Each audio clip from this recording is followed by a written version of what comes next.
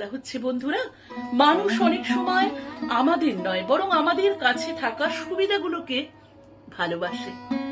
তারা তাদের প্রয়োজন মেটাতে আমাদের সাথে সুসম্পর্ক বজায় রাখে, আর আমরা সেটাকে ভুলবশত পছন্দ বা ভালোবাসা মনে করি। বলা হচ্ছে যে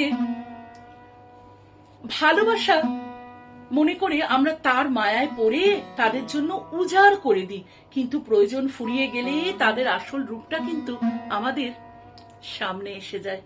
এই মোহটাই জীবনের সবচেয়ে বড় শিক্ষা। কেউ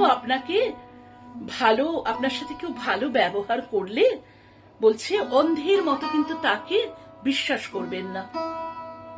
মনে রাখবেন, সবার আন্তরিকতার পিছনে ভালোবাসা থাকে না, কারো কারো কেবল স্বার্থ থাকে। এই সত্যটা যত দ্রুত মেনে নেবেন, জীবন তত বেশি সহজ হবে এবং অনর্থক কষ্ট থেকে আপনি কিন্তু রেহাই পাবেন।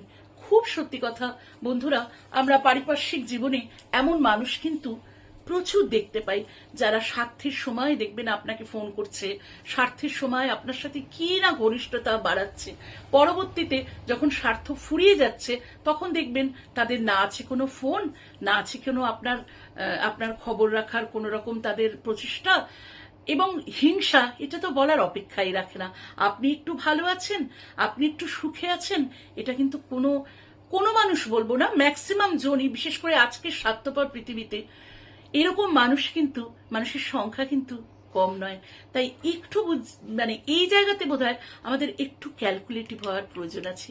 কে ভালো আর কে দুষ্টু, কে মন্দ, এগুলো বোধহয় একটু আমাদের যাচাই করে নিয়ে তবেই অনেকটা বেশি ক্লোজ হওয়া প্রয়োজন।